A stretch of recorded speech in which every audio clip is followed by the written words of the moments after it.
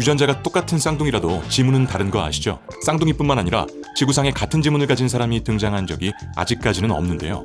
전 세계 인구수가 81억 명 정도 되는데 사람의 지문이 같을 확률은 640억 분의 1 정도라고 하니까 아무리 쌍둥이라도 지문이 같은 건 불가능에 가깝다고 볼 수 있죠.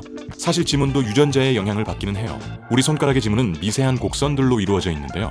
모양이 크게 아치형, 고리형, 소용돌이형으로 나뉩니다. DNA가 같은 쌍둥이들은 이런 큰 틀의 모양이 같을 가능성이 높고 다른 사람들에 비해 지문 생김새가 유사할 확률도 높다고 해요. 어쨌든 자세히 보면 다 다르기 때문에 오늘날 우리 사회에서 사람의 신원을 가리는 수단으로 지문을 적극 활용하고 있죠. 근데 요즘은 기술이 발전하면서 생체 인증 수단으로 안면 인식을 많이 쓰잖아요. 핸드폰에 페이스 아이디를 등록해서 사용하기도 하고 안면 인식을 이용한 간편 결제를 굉장히 많이 사용하고 있는 나라도 있고요. 이렇게 지문이 아닌 안면 인식으로 본인 인증을 한다면 똑같이 생긴 쌍둥이가 서로의 안면 인식 결제를 대신해 줄 수도 있을까요?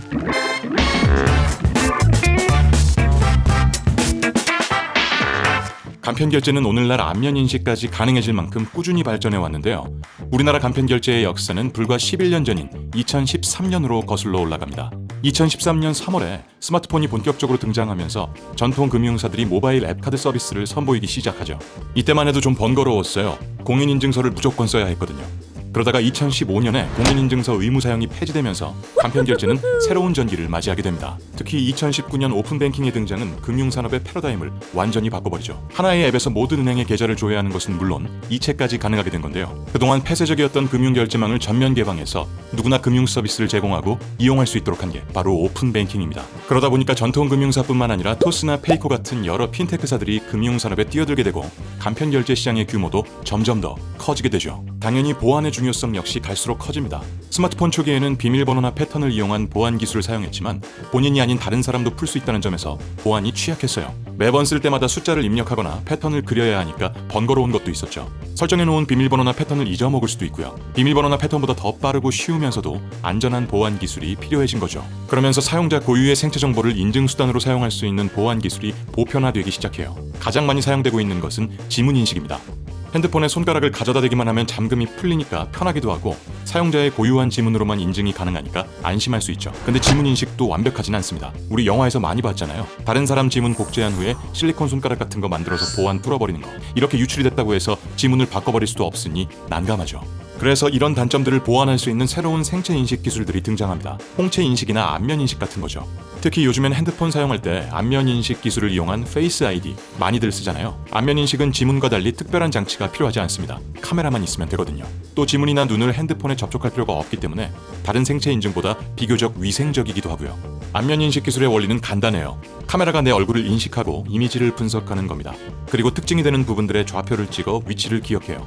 코의 폭이나 눈과 눈 사이의 길이 같은 위치에 점들이 막 찍히는 거죠. 그런 다음 기억해둔 얼굴의 좌표값과 새롭게 탐지한 얼굴의 좌표값을 비교해 동일인지를 판단하는 겁니다.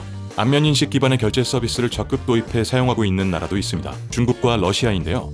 중국은 중국 내 최대 결제 플랫폼인 알리페이를 통해 안면 인식으로 간편 결제가 가능하고 모스크바 역시 지하철에 페이스페이를 도입해 얼굴 인식으로 지하철 요금 결제가 가능하다고 해요.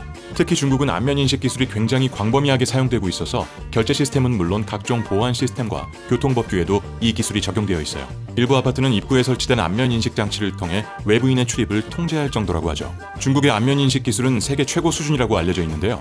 단 3초 만에 14억 인구 중 한 사람을 식별할 수 있고 인식률이 99%를 웃돌 정도로 정확도가 높다고 해요. 그런데 너무 무분별하게 사용되고 있다 보니 사생활 침해나 인권 탄압에 대한 우려도 나오고 있습니다. 최근에는 호텔이나 공중 화장실 같은 사생활 침해 우려가 있는 장소에는 안면 인식 기술을 설치할 수 없다는 규정을 만들었다고 해요. 그런데 안면 인식 기술을 뚫어버리는 사례들이 종종 등장하고 있습니다. 한 온라인 커뮤니티의 쌍둥이 형제 중 한 명이 다른 한 명의 핸드폰 안면 인식을 뚫고 모바일 뱅킹을 통해 소액의 돈을 자신의 통장으로 이체시켰다는 글이 올라왔는데요. 실제 쌍둥이 형제나 자매들이 서로의 핸드폰 안면 인식에 도전해 성공하는 영상들도 심심치 않게 찾아볼 수 있습니다.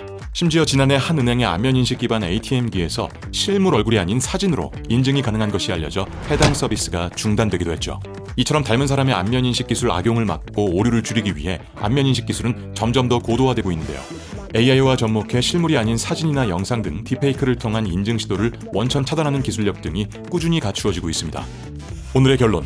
안면 인식 기술은 점점 고도화되고 있지만 아직까지는 똑 닮은 쌍둥이를 100% 구분할 만큼 완벽하지는 않다는 사실. 굉장히 쉽고 편한 기술이지만 악용에 대한 다양한 불안 요소가 존재하는 만큼 안면인식 결제가 보편화되기 위해서는 보다 정교한 제도적, 기술적 노력이 필요한 상황입니다.